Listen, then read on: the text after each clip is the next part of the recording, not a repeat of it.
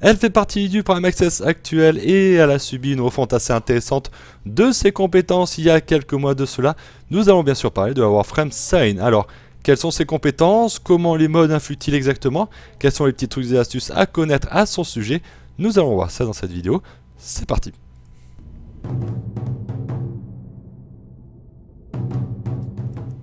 Et bienvenue à vous dans cette Warframe Review consacrée à Sarein 2.0, Sarein Rework.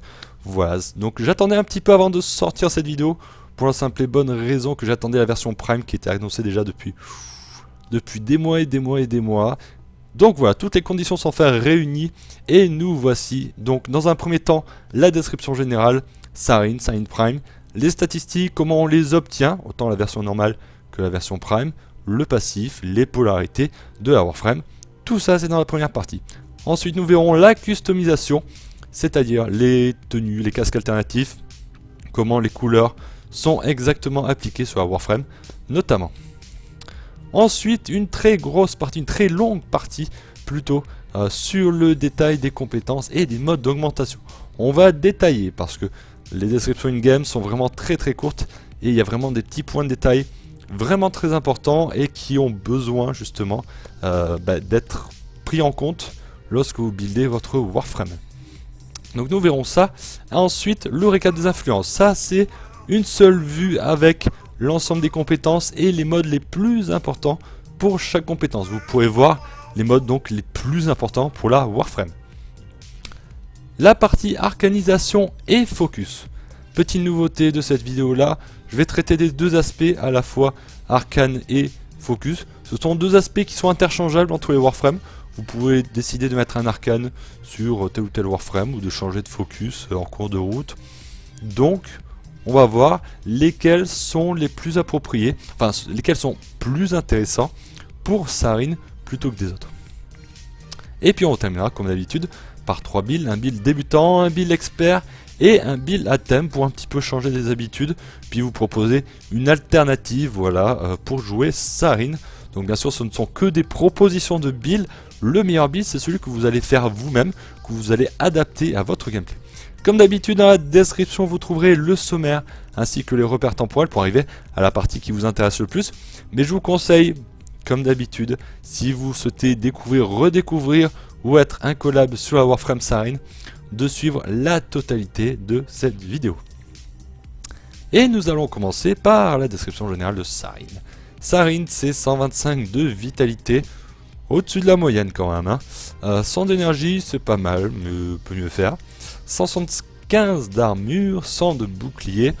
Alors côté armure c'est pas mal, c'est une Warframe qui est quand même pas mal, enfin qui saura encaisser des dégâts justement via ses points de vie, et une vitesse de déplacement de 0,95. Donc voilà, la contrepartie, voilà, on a des stats qui sont globalement assez hautes, et bien la vitesse de déplacement ne peut pas être aussi haute que ça. Deux polarités, une polarité en trait, une polarité en D. Alors la polarité en D c'est pas mal pour tout ce qui est vitalité, fibre d'acier, redirection, des petites choses comme ça. Et la polarité en D, tout ce qui est flux, allonge, etc. Ça peut être tout à fait intéressant.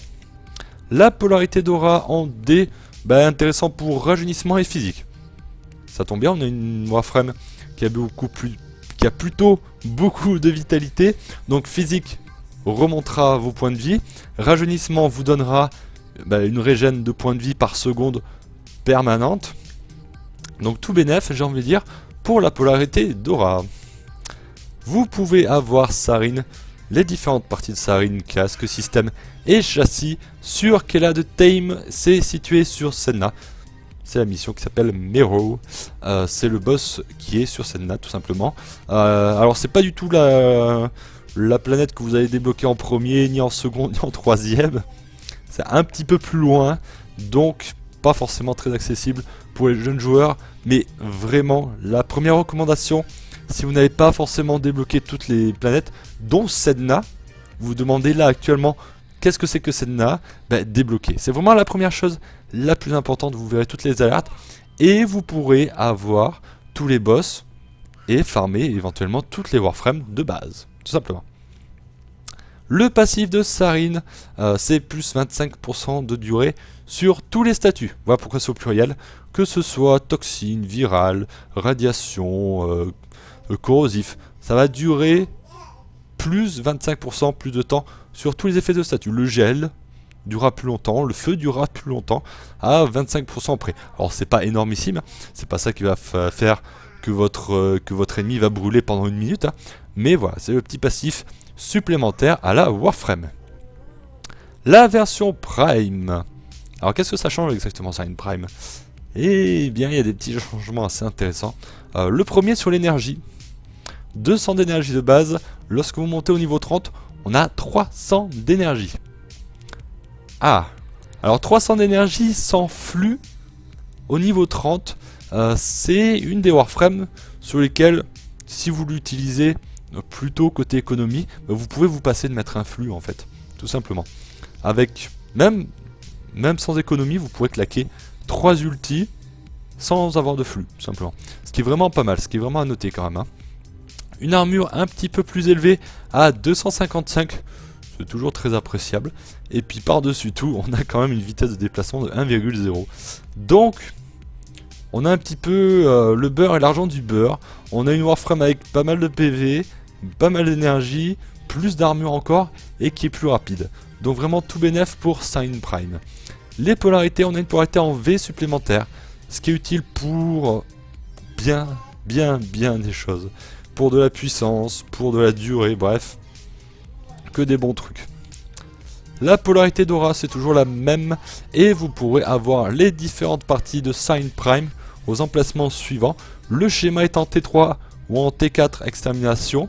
Le casque en T1 défense mobile, alors pas la plus passionnante des missions, hein, malheureusement. Le châssis en T3 survie rotation C, c'est-à-dire toutes les rotations à 20, 40, 60 minutes. Bref, encore une fois, pas forcément le meilleur emplacement du monde. Et le système est en T2 extermination. Beaucoup d'extermination, hein, pour Sarine, hein. À la fois pour le schéma et pour le système. Une petite défense mobile et puis une petite survie. Donc voilà, avec tout ça, vous devrez avoir toutes les parties de Sarine Prime. Côté customisation, on a à disposition le casque M-Lock Chlora, le skin Immortal, le skin Orphid. En plus, le skin Prime, qui est traité comme une customisation aussi notamment. Mais tout ce qui est casque M-Lock, casque Chlora, vous pourrez l'avoir par des alertes. Le skin Orphid uniquement par la boutique. Idem pour le skin Immortal d'ailleurs. On va basculer in-game pour un petit peu voir tout ça. Voilà une Sarine normale. Une Sarine tout à fait normale. Bon, sauf la Sandana au final. Mais bon, c'est pas grave. Donc, côté customisation, on va un petit peu modifier les couleurs. On va utiliser du jaune pour la couleur principale. On en a un petit peu sur les bras, un petit peu sur le ventre, sur le côté, sur le fessier, sur tout le contour de la tête. On a une espèce de casque, on dirait. C'est plutôt sympa d'avoir autant de customisation. Enfin, des zones qui soient si bien définies. Là, on a tous les attributs, hein, les attributs majeurs de Sarine, ainsi que la partie un petit peu au-dessus. Ça rappelle de la fourrure, ça on dirait. Vraiment. Le manteau de fourrure avec les gros bourrelets par-dessus, etc.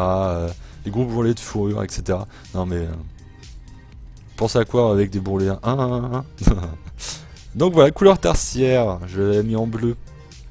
On a un petit peu du bras, on a un petit peu de la jambe. Donc on a un petit peu de l'arrière aussi, l'arrière de la tête. On va faire les accentuations rapidement sur cette couleur là. Non, on va mettre plutôt en violet. Les accentuations, finalement c'est pas des accentuations en fait. C'est vraiment une zone à part entière. C'est vraiment côté épaule. Voilà, un petit peu côté de la doudoune, là, de la doudoune de tête. Et puis un petit peu sur la jambe. Puis quant à l'énergie, l'énergie on va la mettre dans une couleur très claire. Donc voilà, l'énergie on voit que c'est juste certaines parties comme d'habitude. Est-ce que nous avons des zones noires? Nous avons des zones noires. Voilà. On en a derrière. Et c'est bien dommage. Enfin on n'en a pas beaucoup, hein. Comparé à d'autres Warframe, c'est beaucoup plus flagrant sur d'autres Warframe. Casque Sarine. Casque Chlora. Un casque qui... Oh, les casques de Sarine sont vraiment pas mal. Hein, si vous en avez marre de la corne, voilà, vous utilisez le casque Chlora. Et si vous avez envie d'avoir un espèce de chou sur la tête, ben, vous mettez le casque Hemlock. Le skin Orphid, parce que c'est un skin complet, hein. Poc. Le skin Orphid, le voilà.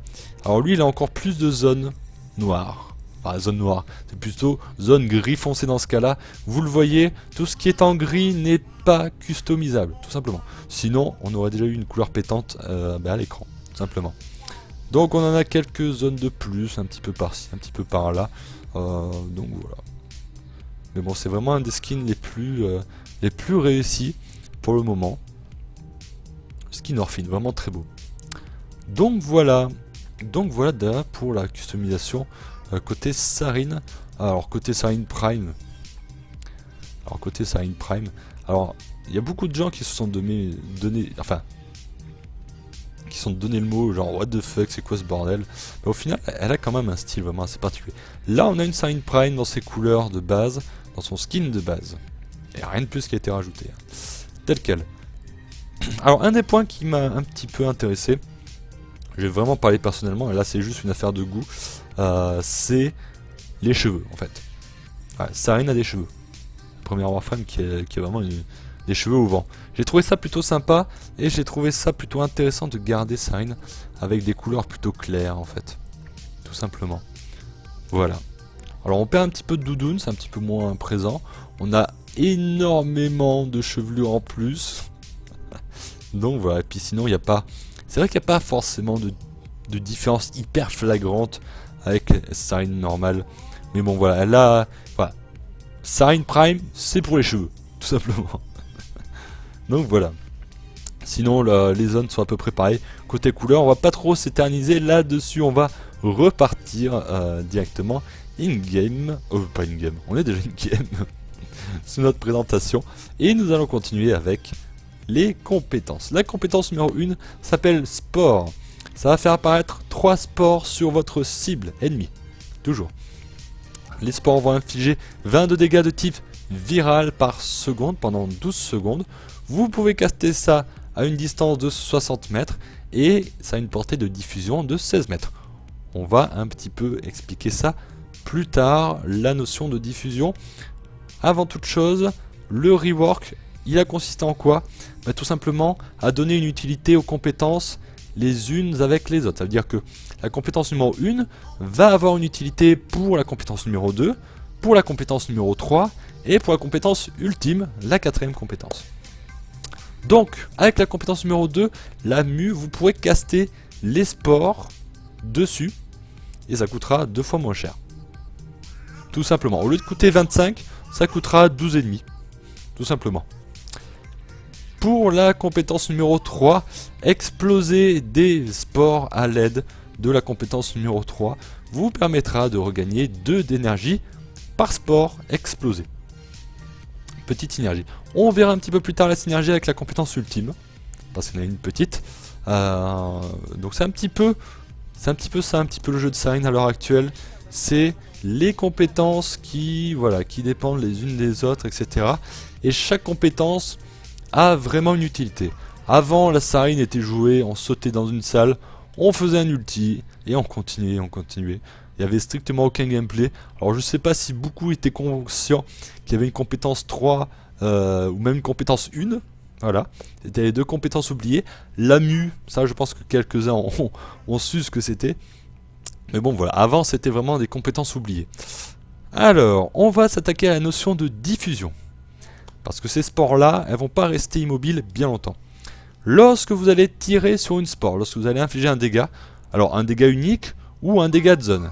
Les dégâts de zone, ça va vous permettre d'exploser plusieurs spores d'un seul coup, chose qui est plutôt pas mal. Lorsque vous allez exploser une spore, vous allez diffuser 3 spores sur les ennemis situés à 16 mètres. Il n'y a pas de quantité nécessaire, ils seront tous affectés, tout simplement. Ça diffuse aussi l'effet de toxine si la cible ennemie était sous un proc de toxine juste avant. Ah oui, très intéressant. C'est l'un des trucs les plus intéressants qu'il puisse y avoir aussi. 25% des dégâts de base de l'effet toxine seront véhiculés avec les spores, tout simplement. et vous avez 100% de chance de statut viral et toxine pour la cible. Tant qu'il y a un proc viral, bah, il y a forcément un proc viral vu que les sports c'est du viral de base. 100% de chance de viral.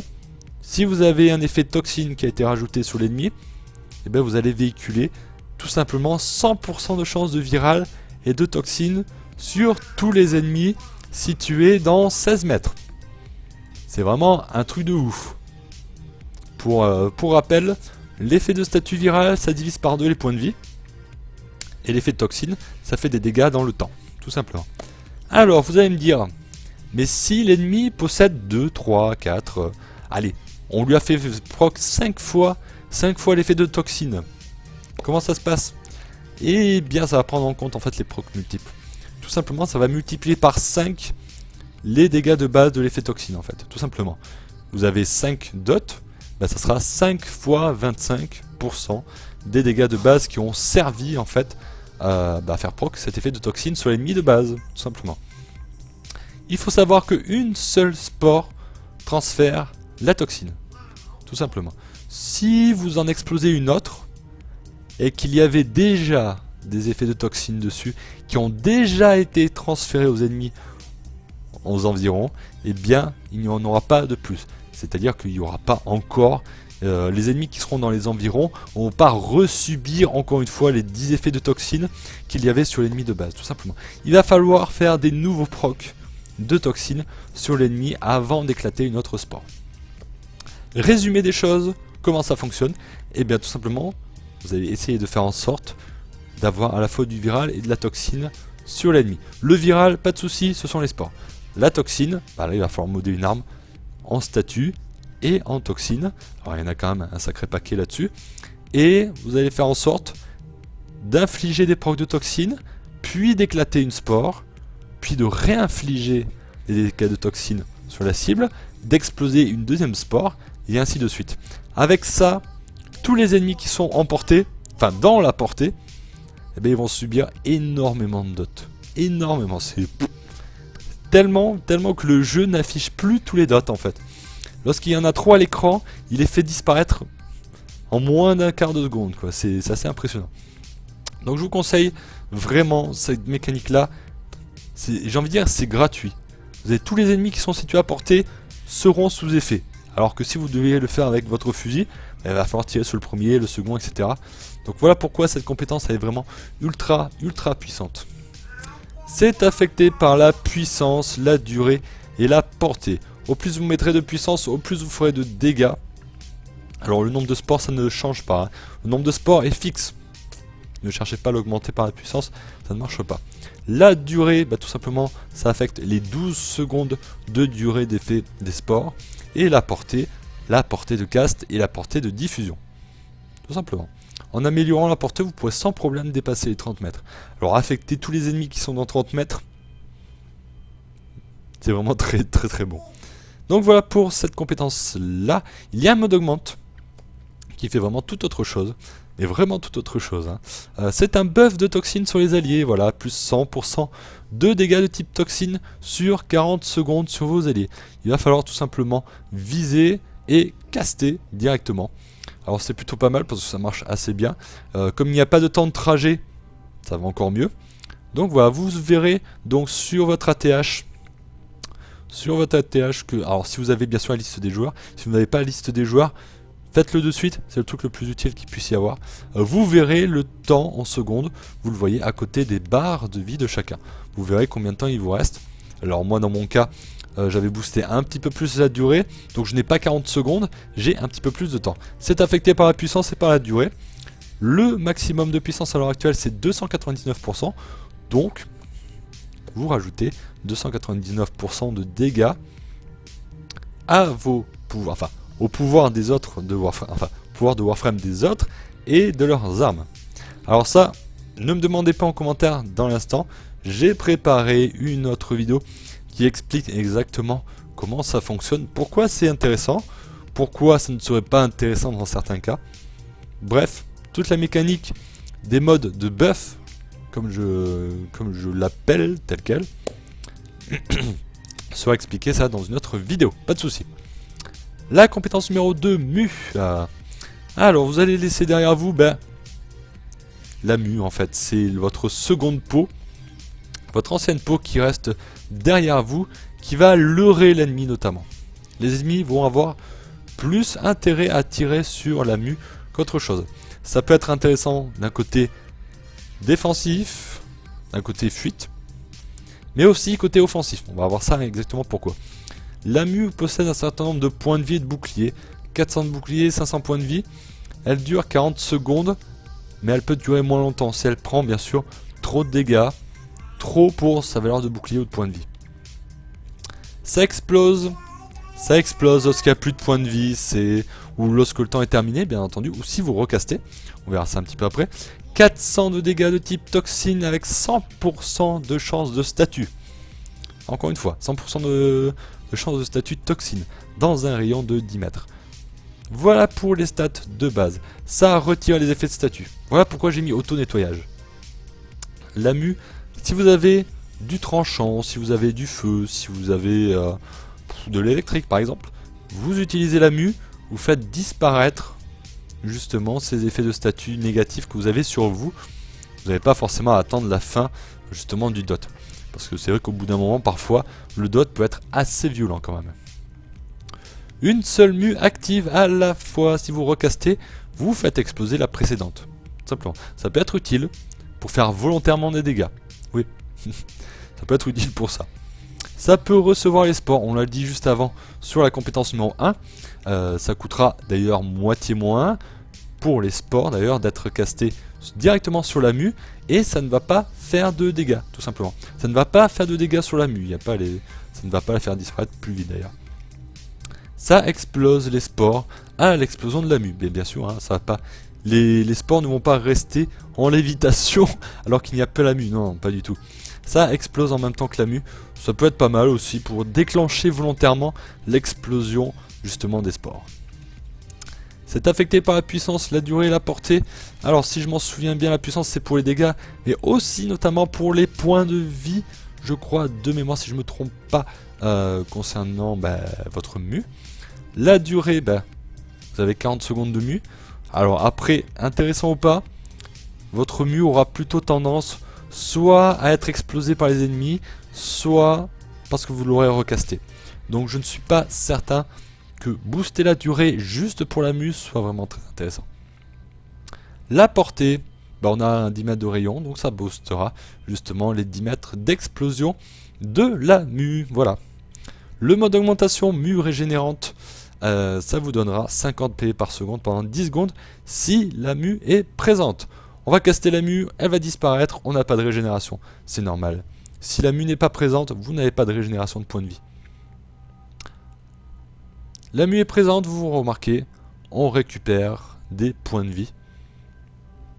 Détail très important, il faut absolument que la Mu soit présente. Voilà, vous ne pouvez pas décider de caster la Mu un petit peu de temps à autre, voilà. Elle se fait exploser de suite et puis vous pensez peut-être avoir la régénération. Non, il faut vraiment qu'elle soit présente. Là elle prend des dégâts mais on régène un petit peu de points de vie. C'est une régène de points de vie assez intéressante. 50 par seconde. C'est quand même pas dégueulasse du tout. Hein. C'est affecté par la durée et par la puissance. Après 50 PV de base, malheureusement si vous rajoutez même un max de puissance, vous ne pouvez pas avoir une régénération totale en un seul coup, tout simplement. C'est juste pas possible. Vous pourrez à la rigueur frôler les 150 points de vie par seconde, mais pas plus, tout simplement. Et puis de la durée. Alors la durée c'est pas forcément le plus utile. Pourquoi n'abusez pas trop de la durée. Tout simplement ça dure 10 secondes. 50 PV par seconde pendant 10 secondes, 500 PV. On n'a pas trop d'intérêt à ce que ça dure 20 secondes parce qu'en général, c'est pas souvent qu'on frôle les 1000 PV avec la Missarine, malheureusement. Revers toxique, la compétence numéro 3, c'est un buff d'armes de corps à corps. Alors c'est un petit peu spécial parce que ça donne des boosts intéressants, mais il y a quelques petits secrets derrière.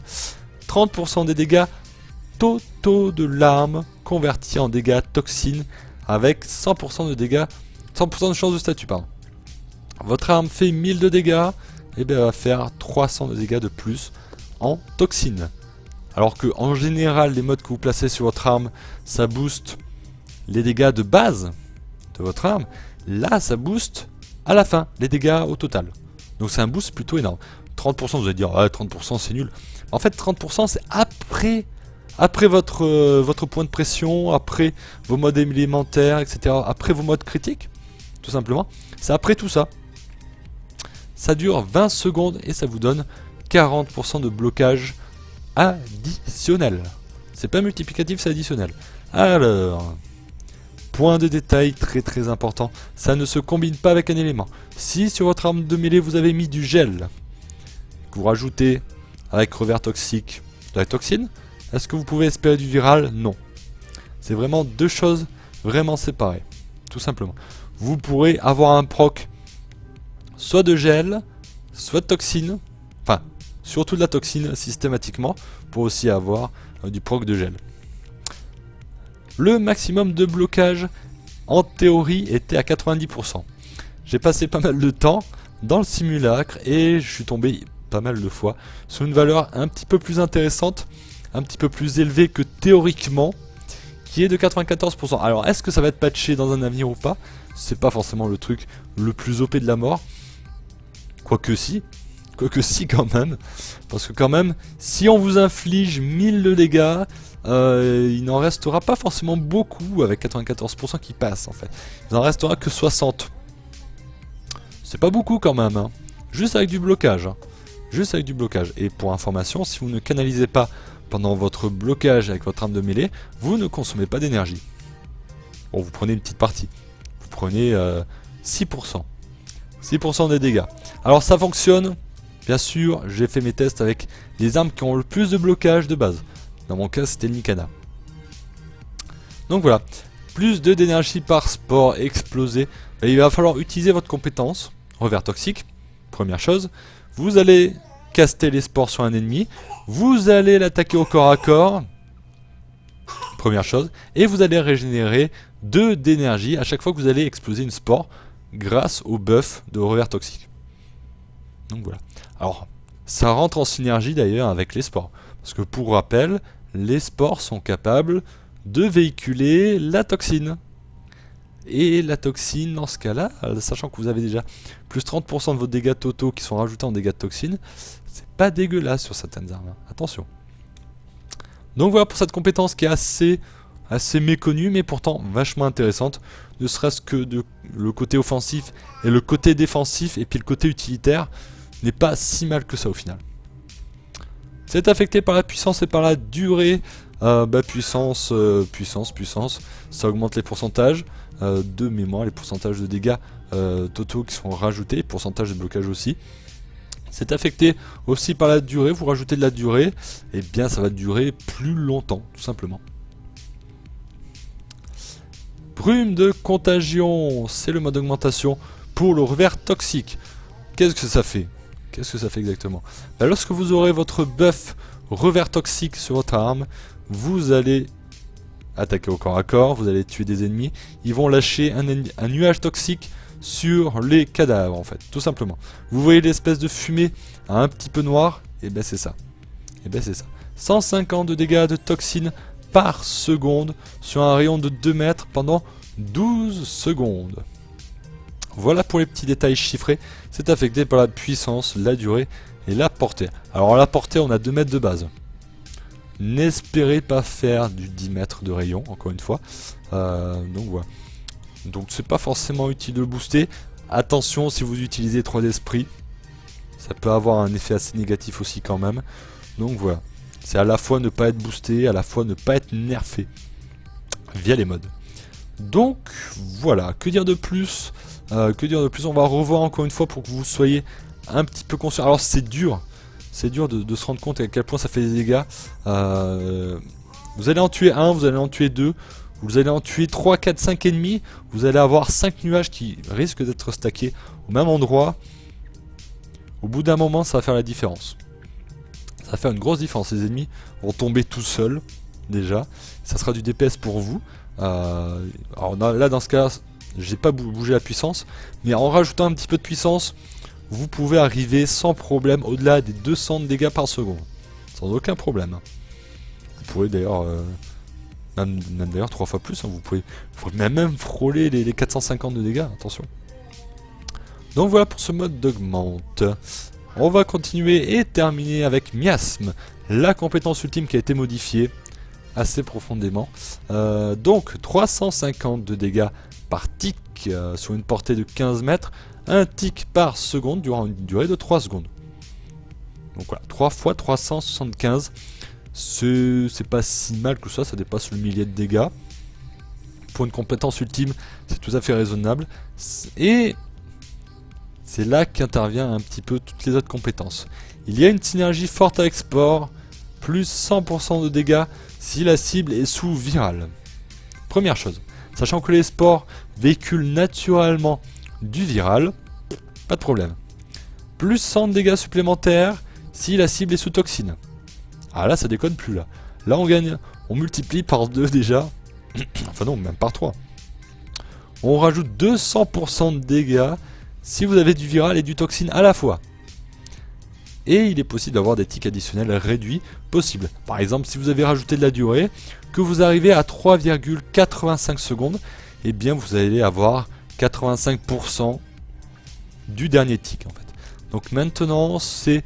Enfin avant, on tirait profit d'une mécanique, enfin d'un glitch sur Warframe, qui lorsque vous descendez vraiment très bas en durée, ça produisait des tics extrêmement forts.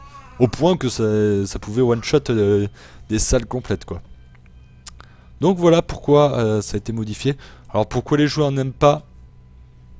Il faut le jouer en viral, il faut le jouer en toxine. Si vous n'avez pas de viral ni de toxine, vous n'allez faire que 375 de dégâts par seconde, ce qui n'est pas beaucoup.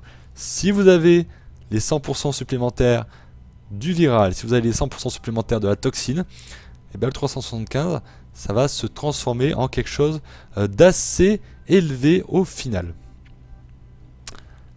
Ça fait exploser la mue si vous êtes dans sa portée, dans la portée des 15 mètres. Si vous avez une mue dans les 15 mètres, la mue va exploser avant miasme, tout simplement.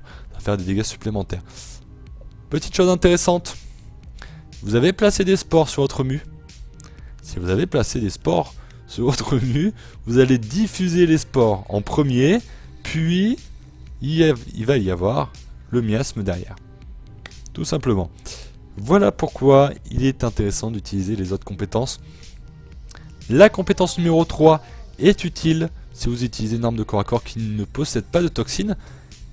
Pour rappel, la compétence numéro 3, ce sont des dégâts de type toxine qui sont rajoutés, plus 100% de chance de statut. Donc le premier coup que vous allez donner à l'ennemi, eh ben, il va avoir de la toxine sur lui-même. Donc voilà, vous avez de base tous les outils pour avoir les deux bonus. Le 100% de dégâts viral et le 100% de dégâts toxines, tout simplement. C'est affecté par la puissance, durée et portée. Plus de puissance, plus de puissance de base. Plus de durée, bah, ça va durer plus longtemps. Et là on n'est que sur 3 secondes de base. Donc à voir, à voir. Et la portée, et la portée bien sûr, vous allez booster la portée les 15 mètres en question. Le régal des influences. De la puissance, de la durée et de la portée. C'était les trois influences majeures que l'on va retrouver assez souvent. Puissance, durée, portée, puissance, durée, portée. C'est pas très compliqué. Après, le problème, c'est étroit d'esprit. Étroit d'esprit, ça monte beaucoup de durée, mais ça nerfe la portée. Ça, c'est quelque chose qui peut être un petit peu gênant dans certains builds. Donc voilà, la puissance partout, la durée partout, la portée partout sauf sur la compétence numéro 3 qui n'a pas grand chose à faire là-dessus. Donc voilà, relativement simple, hein, relativement simple de mode design. Un truc que je n'ai pas mis et qui est absolument nécessaire sur Sign, c'est que c'est une Warframe qui consomme énormément d'énergie. Vous allez caster la compétence numéro 1, puis la compétence numéro 2, puis vous allez caster des spores sur la mue. Alors même si ça coûte 2 fois moins cher, ça a quand même un certain coût. Vous allez utiliser votre compétence numéro 3 qui coûte 50, et puis vous allez terminer par un ulti qui coûte 100. Vous faites le compte, vous allez déjà consommer à peu près 200 d'énergie. Donc, n'oubliez pas de l'économie d'énergie avec rationalisation. C'est un des musts pour Sarin. Surtout, évitez à tout prix la colère aveugle. Colère aveugle, ça va être hyper dur de rattraper. Il est vraiment hyper dur. Côté arcanisation et focus, vous allez privilégier un petit peu les arcanes qui se déclenchent sur dégâts infligés et puis un petit peu sur dégâts reçus. Pourquoi sur dégâts infligés? Rappelez-vous les spores. Les spores, c'est magnifique. Les spores, lorsque vous allez éclater une spore, ça va diffuser 3 spores sur les ennemis qui sont à 15 mètres. Imaginez, vous avez 10 ennemis. 10 ennemis avec un dot qui va durer une dizaine de secondes. Donc, grosso modo, ça fera 16 chances par seconde que votre arcane se déclenche. Alors là, c'est l'arcane attaque. L'arcane attaque qui est plutôt pas mal, vu que c'est de la vitesse d'attaque en mêlée. Donc, l'arcane attaque est vraiment plutôt pas mal sur Sarin. Vous allez le proc tout le temps. Ça s'arrête jamais. Puis après, sur dégâts reçus, bah, tout simplement parce que Sarin a assez de vitalité, a assez d'armure, surtout la version Prime, pour résister aux dégâts, donc aucun souci sur les dégâts reçus. Côté focus, je vous conseille Zénuric pour la régène d'énergie. C'est un must, ça régène énormément d'énergie. Vous allez vraiment utiliser d'ailleurs cette régène d'énergie assez fortement avec Sarin. Vous allez utiliser vos compétences les unes après les autres sans problème. Côté Naramon, pourquoi? Si vous avez aimé faire du corps à corps avec Sarin, eh bien il y a un certain nombre de passifs qui sont très intéressants côté Naramon. Je n'en dis pas plus. Regardez un petit peu côté les deux armes tout simplement. Côté Zénuric pour l'énergie, côté Naramon si vous jouez au corps à corps uniquement. Côté build de débutant, on commencera avec un rajeunissement. Pourquoi? En général, on dit voilà, la vitalité, les points de vie, c'est pas très bien parce que ça se régène pas. Le bouclier, ça se régène. Avec rajeunissement, ça se régène, les points de vie, et ça se régène d'ailleurs constamment. Donc voilà, rajeunissement, vitalité, fibre d'acier, redirection, les modes qui sont à 10 rangs, je vous conseille pour les débutants de ne les monter que rang 5. Au-delà, c'est du gaspillage, vous allez vous priver, en fait, vous allez consommer des cœurs de fusion qui seront utiles sur notre mode. Par exemple, vous allez avoir une vitalité rang 8, mais vous n'allez pas pouvoir booster, intensifier, rationalisation et flux. Alors c'est dommage, vous vous privez, pour un mode que vous avez boosté, vous vous privez de 3 modes. Donc surtout, arrêtez-vous au rang 5 sur 10, tout simplement. Allonge, continuité, flux, intensifié et rationalisation. Voilà. De la portée, de la durée, de la puissance, de l'économie, puis un petit flux. Ça fait pas de mal quand même d'avoir un petit peu d'énergie en rab pour justement utiliser les compétences un petit peu plus quand même. Alors le build expert, c'est une façon de jouer parmi tant d'autres. Attention, je vous attends au tournant là-dessus. Rajeunissement, vitalité et un max de portée qui arrive. Allonge et super étendu. Pourquoi? Les sports, tout simplement. On va rééquilibrer en puissance avec courage passager intensifié et art de la puissance. Alors le mode art de la puissance, on aurait pu le mettre sur le slot, mais comme vous le voyez, on est à 0 sur 74 en capacité. Donc il vous faudra forcément un format. Continuité accrue, rationalisation, tout simplement pour compenser la perte de durée, parce que la durée c'est quand même utile. Et puis rationalisation pour avoir de l'économie tout simplement. Avec ce build là, nous arrivons à 128 de portée, non, 235 de portée, 128 de durée, 140% de puissance et 130% d'économie. On n'est pas dans le négatif quelque part. On est nulle part négatif. On a extrêmement de boost sur la portée. Donc par ce biais, vous allez pouvoir vraiment inonder de dots, de virales, de toxines. Il y en aura de partout. Ça c'est assez impressionnant, c'est assez intéressant. Moi j'aime beaucoup à jouer vraiment portée comme ça. Et puis au final on a rééquilibré la puissance. On monte à 140%. On avait perdu 60%. Donc on a un petit peu rattrapé ce que l'on avait perdu, donc c'est plutôt pas mal d'un côté. Voilà pour côté build expert, c'est le build que je joue de façon sérieuse. Alors après, chacun ajustera selon ses besoins. Certains n'auront pas besoin de vitalité. Pour moi, je ne peux pas sortir sans vitalité. C'est vraiment, dans certains cas, on prend des dots vraiment très forts. On n'a pas forcément le réflexe de lancer sa mue. Donc, voilà, un seul mode dédié à la survie, vitalité, tout simplement. Alors, plus les armes. Oui. Parce qu'on va pas s'arrêter là. On va pas s'arrêter là aujourd'hui, les gens. On va continuer et on va un petit peu parler côté armes.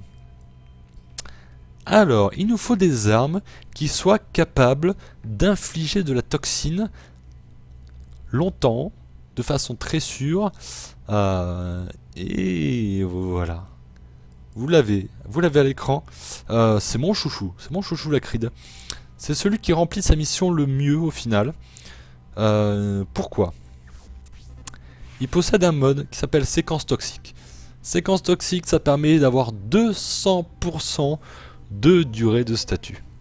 Et puis par-dessus, comme c'est un mode de syndicat, vous avez le proc de syndicat qui est possible. Mais c'est pas le détail le plus important, c'est 200% de durée de statut. Rappelez-vous, nous sommes à 25% supplémentaire avec le passif de Sarin.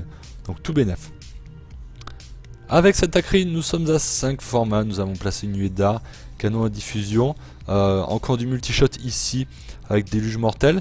Il nous faut bien sûr du poison, de la toxine, ici et ici. On a de la chance de statut en plus. Voilà, on va rajouter encore des dégâts parce qu'on n'a vraiment pas d'autre choix réellement. Vous pouvez bien sûr mettre éventuellement les modes de régénération de munitions notamment, mais c'est pas forcément le plus important. Et puis catalyseur incorporé, ça c'est vraiment pour être sûr et certain que l'on proc du statut.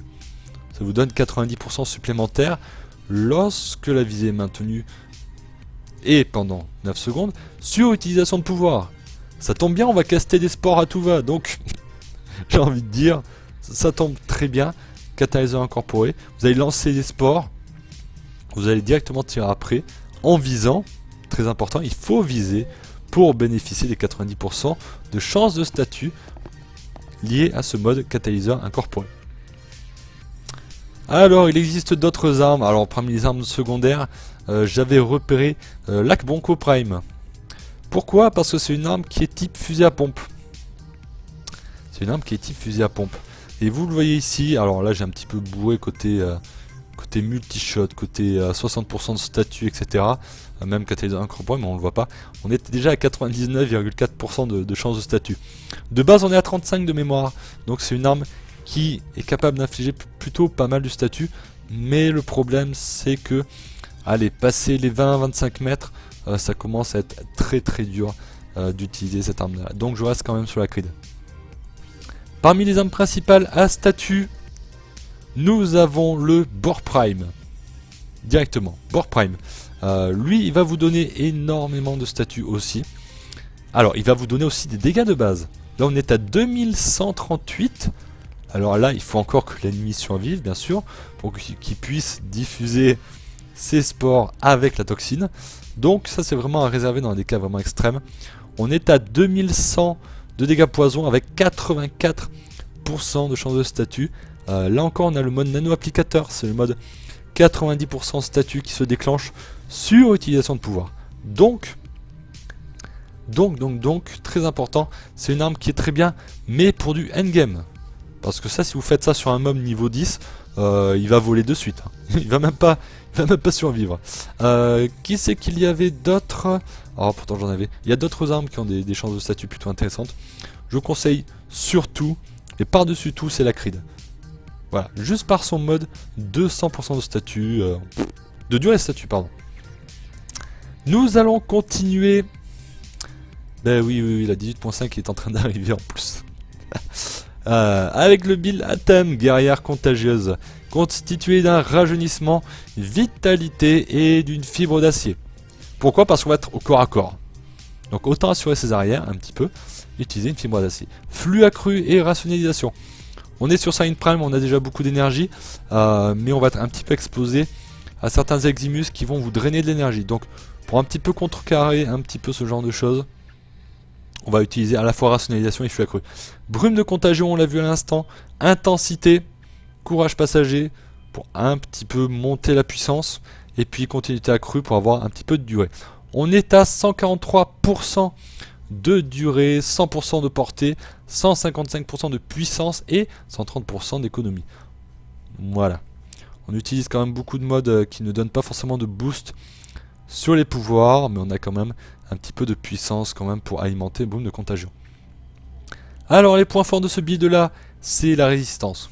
Sachant que Sarin Prime a déjà beaucoup d'armure, on est déjà là à 472 points d'armure. C'est pas dégueulasse du tout. Pas du tout du tout. Les dégâts passifs liés à Brume de contagion, si vous jouez très bien, vous allez faire énormément de dégâts. Ce sont des dégâts qui vont se passer sans que vous ayez... Enfin, vous allez faire des dégâts, vous allez faire apparaître des nuages de toxines, puis vous allez combattre ailleurs, et puis tous les ennemis qui vont rentrer dedans. Alors bonus spécial, lorsque vous mettez une mue dans le nuage, les ennemis vont venir dessus, vont rentrer dans le nuage de toxines, et en plus, lorsque la mue explose, ça va encore faire des dégâts. C'est proportionnel au nombre d'ennemis. Petit calcul rapide. Il y a 5 ennemis sur la map, vous allez les tuer. Tout simplement, vous allez faire pop 5 nuages. Très bien. 5 x 150.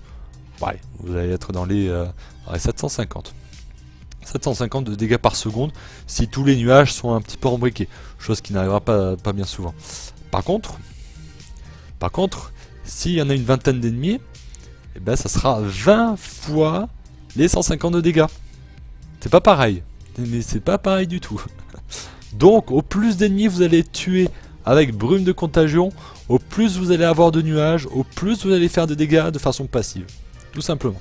Je n'ai pas testé au-delà d'une vingtaine de mobs. Je peux vous dire que juste avant, c'est plutôt pas mal. Mais au-delà, je pense que ça doit être assez ignoble. Alors, quels sont les points faibles de ce build-là? Ben, la portée. On est à 100% de portée, donc les spores ne vont pas forcément se diffuser très très loin.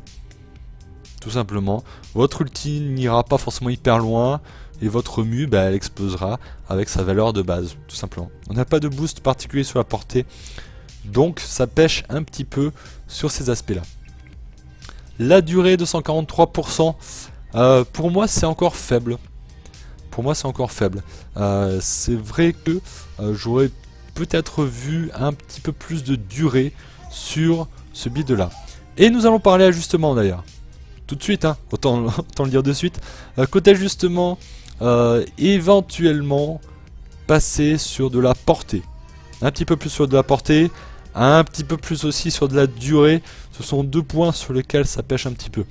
Côté puissance, je suis de moins en moins convaincu que ça a besoin de deux modes de puissance, tout simplement. Peut-être éliminer le courage passager, éventuellement, c'est un mode que l'on peut enlever. Ça donne pas forcément enfin ça double pas les dégâts, hein.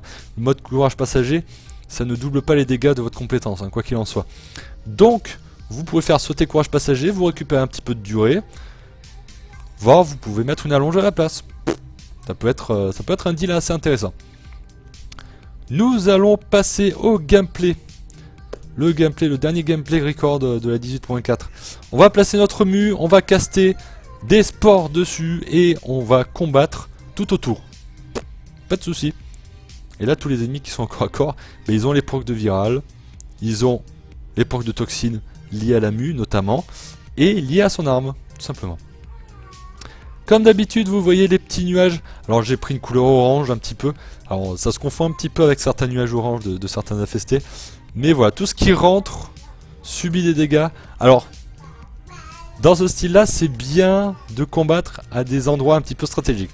C'est-à-dire pas au milieu de la pièce, mais devant certaines entrées, à certaines intersections, comme ici à l'heure actuelle. Ça peut être assez intéressant. Voilà. Mais en tout cas, je me suis bien marré sur ce build-là. C'est un build que j'ai conservé depuis la dernière vidéo de Sarin, et c'est un build que je continue à vous conseiller. Tout simplement. Merci à vous d'avoir suivi cette vidéo, en tout cas n'hésitez pas à la commenter, poser vos questions si j'étais un petit peu évasif sur un détail plutôt qu'un autre. Voilà, ou posez votre build sur Sarine, posez le build que vous avez adapté à partir du build que je vous ai proposé, au build à thème ou le build expert, au choix. Ça m'intéresse en tout cas de savoir comment vous jouez Sarine à votre tour, et puis ça peut intéresser d'autres personnes, hein, quoi qu'il en soit. N'hésitez pas à découvrir les autres vidéos de la playlist, n'hésitez pas à les partager si ça vous a plu. Bien entendu, à votre ami qui se demanderait, mais comment Sarine fonctionne, pas Warframe, comment Sarine fonctionne exactement, j'ai du mal avec ma Sarine, est-ce qu'on peut m'aider? Balancez-lui le lien de la vidéo tout simplement, Pourquoi je dis deux fois tout simplement? Merci à vous en tout cas, et puis bien sûr si vous avez envie de me soutenir, bien entendu, le premier geste ça reste quand même l'abonnement, voilà. Si vous avez envie que ça continue, etc., montrez votre soutien via l'abonnement. Merci à vous en tout cas, je vous souhaite en tout cas une bonne soirée, je vous souhaite à très bientôt. A très bientôt pour de très prochaines vidéos, ciao ciao tout le monde.